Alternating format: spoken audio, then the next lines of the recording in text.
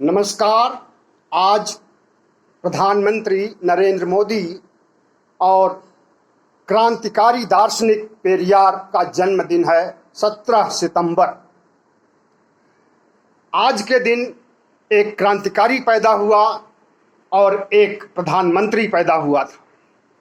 तो साथियों, पूरा देश किस रूप में सेलिब्रेट कर रहा है प्रधानमंत्री नरेंद्र मोदी का जन्म दिवस, कुछ बताने की ज़रूरत नहीं है। जितने भी महंगाई से मारे, बेरोजगारी से मारे और प्रताड़ित गरीब लोग हैं, वे प्रधानमंत्री नरेंद्र मोदी का जन्म दिवस अपने ढंग से मना रहे हैं। और जितने भी अंधभक्त गोदी मीडिया और भारत सरकार के मंत्री, सांसद, विधायक हैं, वे अपने ढंग से प्रधानमंत्री का गुणगान कर रहे हैं, यशोगान कर रहे हैं और प्रधानमंत्री के प्रति शुभकामनाएं व्यक्त कर रहे हैं। प्रधानमंत्री नरेंद्र मोदी को हमारी भी शुभकामनाएं जन्मदिन की और ढेरों बधाइयां, और उनके दीर्घायु होने की हम कामना करते हैं।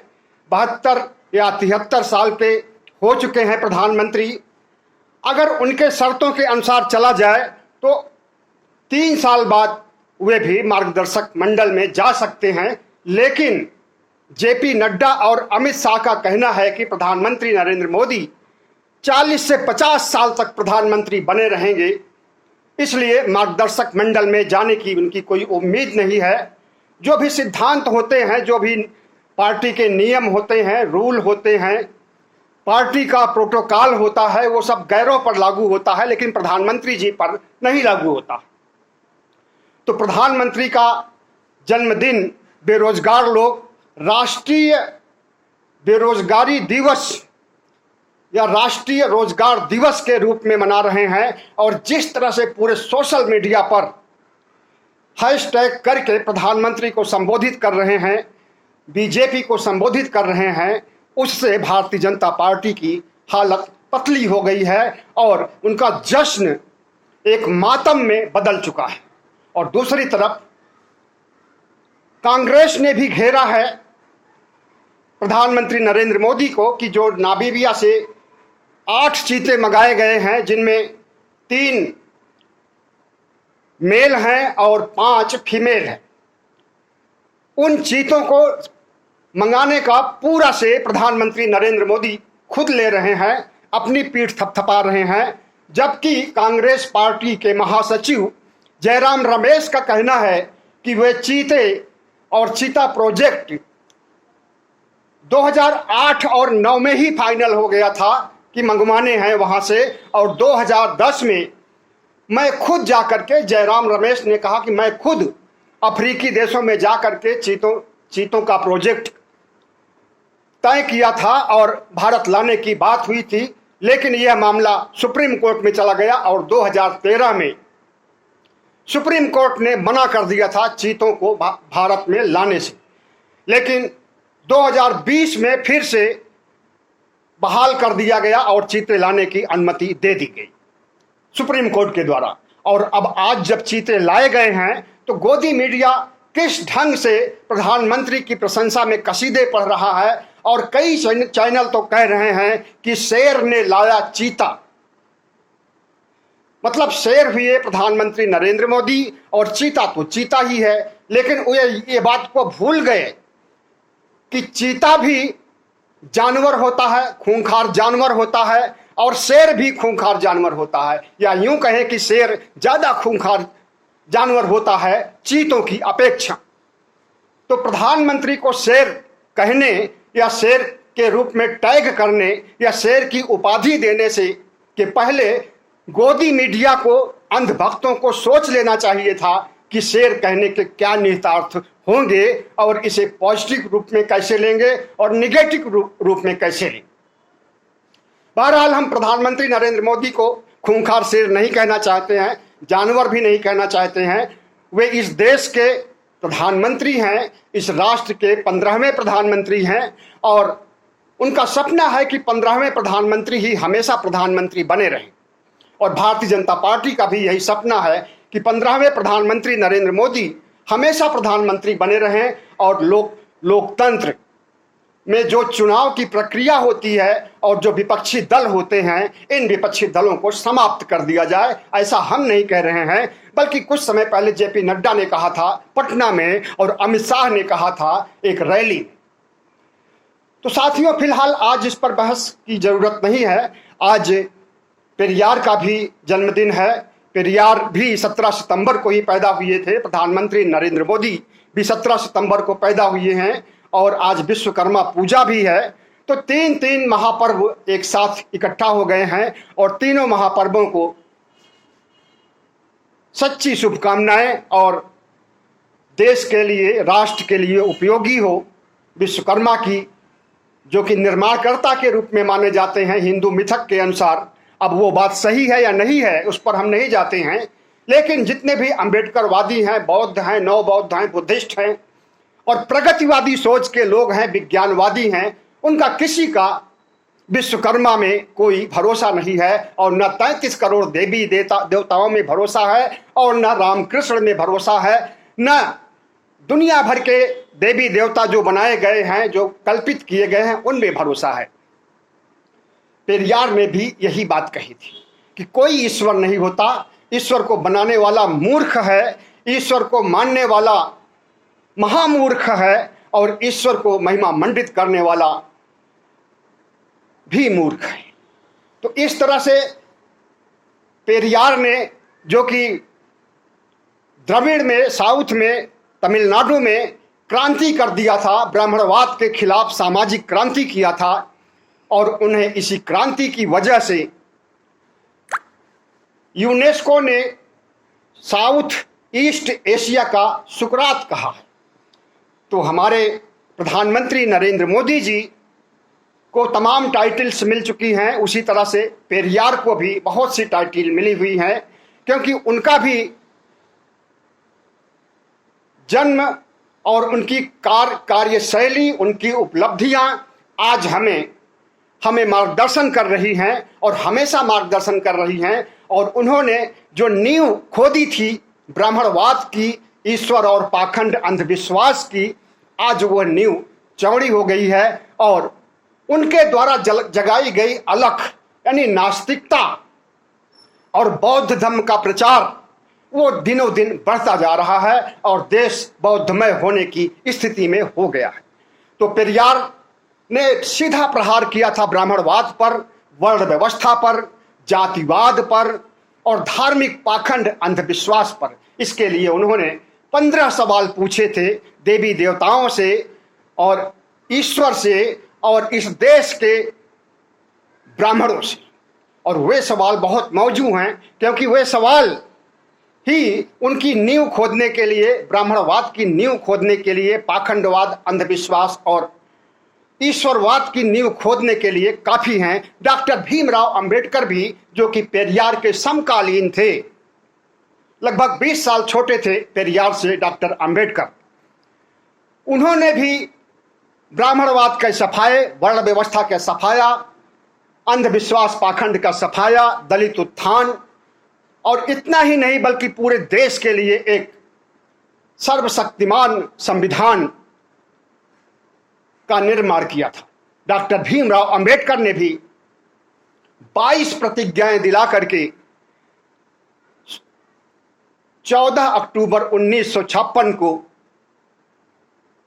हिंदू धर्म का परित्याग किया था और बौद्ध धर्म को अपनाया था। और सिर्फ अकेले नहीं अपनाया था, बल्कि उनके साथ 5 लाख से अधिक दलितों, बहुजनों, पिछड़ों, अनुसूचित जनजातियों, अनुसूचित जातियों ने भी बौद्ध धर्म को स्वीकार किया था।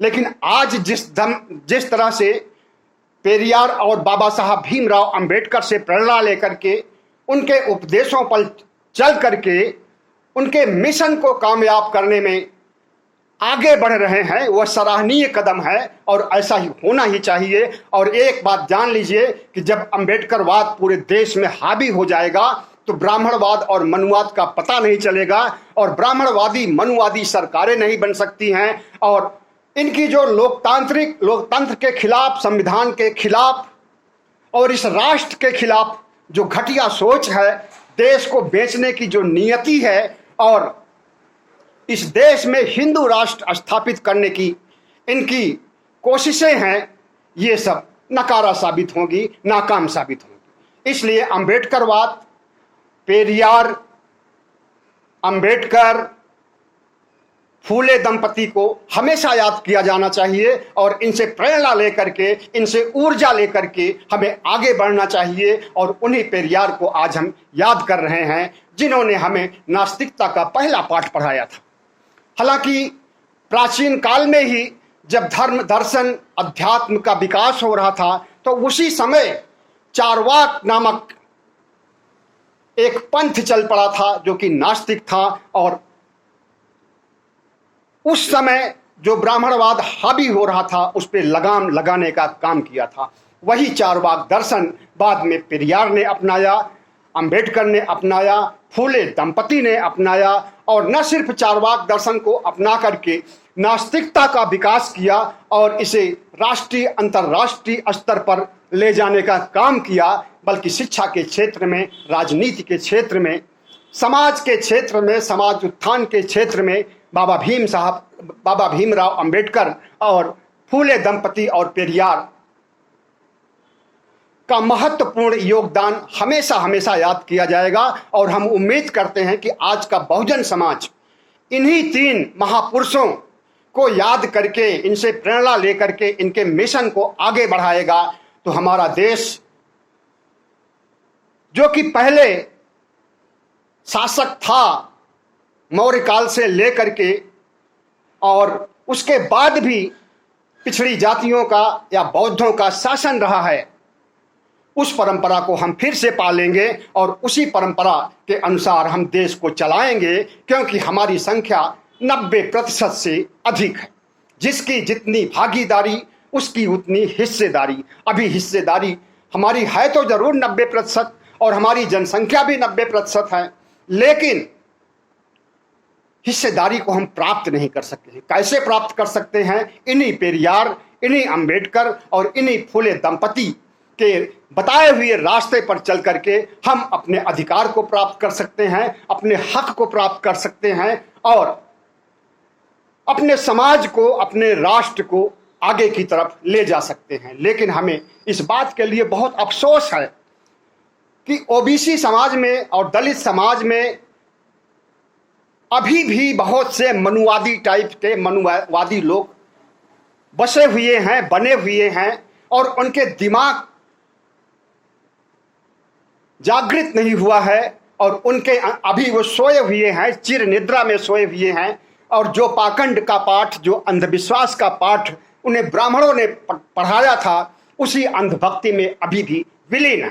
तो जितने भी बहुजन समाज के लोग, पिछड़ी जातियों के लोग ईश्वर, भगवान और 33 करोड़ काल्पनिक देवी देवताओं को मानते हैं, इनकी भर्त्सना होनी चाहिए, आलोचना होनी चाहिए और इन्हें समझाया जाना चाहिए कि इस पाखंड में कुछ नहीं रखा है और इसी पाखंड ने हमारे सामाजिक, राजनैतिक सभी अधिकारों का हनन किया है और यही पाखंड हमारे ऊपर हावी हो करके और यही पाखंडी हमारे ऊपर शासन कर रहे हैं। और हमारे देश को, जो कि एक बौद्धमय देश रहा है, बौद्धमय राष्ट्र रहा है, उसे ये बदल करके हिंदू राष्ट्र बनाने की ओर ले जा रहे हैं। एक तरफ ये लोग हिंदू राष्ट्र बनाने जा रहे हैं और दूसरी तरफ ये लोग संविधान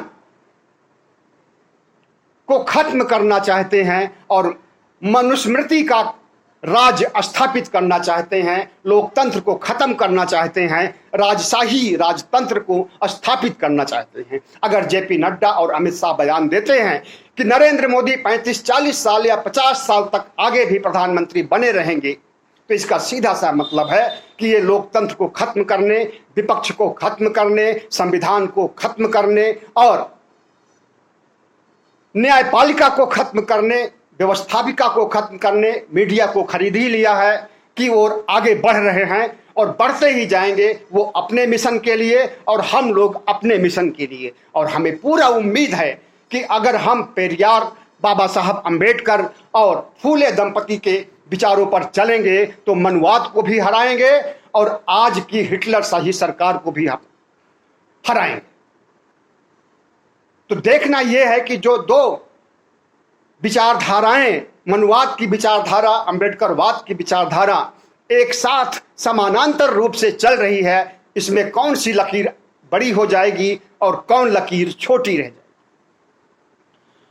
लेकिन अगर बहुजन समाज के लोग, पिछड़ी जातियों के लोग, दलित समाज के लोग चेत लेंगे और अपने दिमाग से ईश्वर, धर्म, अंधविश्वास, पाखंड, गाय, गोबर, गोमूत्र को निकाल बाहर कर देंगे, इस कचरे को उठा करके रसातल में फेंक आएंगे, तो निश्चित रूप से मनुवाद की हार होगी और अंबेडकरवाद की जीत होगी। आज पेरियार अगर होते तो शायद उन्हें कुछ खुशी भी होती और कुछ गम भी होता। खुशी इस बात के लिए होती कि उनके बताए हुए रास्ते पर करोड़ों नास्तिक तैयार हो गए हैं अपने हक को प्राप्त करने के लिए। उनके रास्ते को अपना करके तमिलनाडु में आज पिछड़ी जातियों से की सरकारें शुरू से रही हैं और आज भी हैं, और वहां पर सिर्फ 3% ब्राह्मण बचे हुए। लेकिन वही ब्राह्मण अब वहां पर ब्राह्मणवाद स्थापित करने के लिए प्रधानमंत्री नरेंद्र मोदी की जयंती पर आज के दिन भारतीय जनता पार्टी की तमिलनाडु इकाई ने घोषणा किया है कि आज के दिन जो बच्चे पैदा होंगे उन्हें 5,000 रुपए के सोने की अंगूठी दी जाएगी। तो इस तरह से वहां पर ब्राह्मणवाद पनपाने की कोशिश की जा रही है, लेकिन ये सारी कोशिशें नाकाम। वहां के विधानसभा में सन्नाटा है भाजपाइयों का, वहां भी, केरल भी, पूरा दक्षिण भारत बीजेपी मुक्त हो चुका है। सिर्फ कर्नाटक में इनकी सरकार है और वो भी जोड़ तोड़ से बनाई गई, खरीदी गई सरकार। और जिस तरह से राहुल गांधी की पदयात्रा चल रही है उससे ये लोग बौखलाए हुए हैं, और कर्नाटक भी उनकी पदयात्रा जाएगी।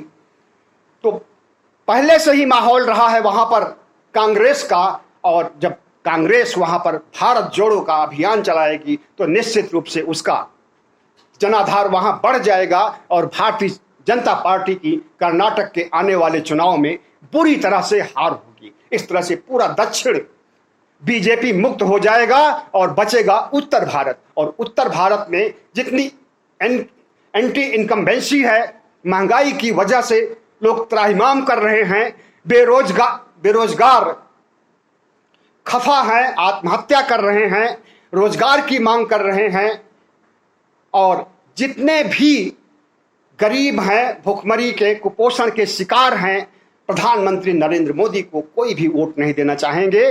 और जो जागरूक तबका है, जो पढ़ा लिखा तबका है, जो नास्तिक तबका है, वो भी वोट नहीं देगा प्रधानमंत्री नरेंद्र मोदी को, क्योंकि इनके ब्राह्मणवाद का चाल चरित्र, चेहरा को अच्छी तरह से ये लोग समझते।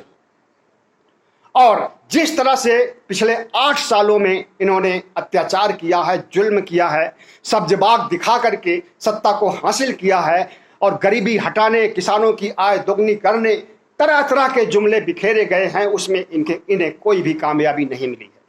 अगर इन्होंने किसी के लिए काम किया है तो वो अडानी अंबानी के लिए काम किया है, बाकी कारपोरेट को भी नहीं इन्होंने आगे बढ़ाया है। सिर्फ 2 कारपोरेट में है, गौतम अडानी और मुकेश अंबानी। इन्हीं को प्रमोट करने का काम इन्होंने किया है, और इन्हीं के थैली के बल पर, इनके पैसों के बल पर प्रधानमंत्री नरेंद्र मोदी ने 2014 में प्रचार किया था, और 2019 में इन्हीं से फंड लेकर के प्रचार किया और जीत हासिल किया था, और आज उन्हीं के लिए काम कर रहे हैं।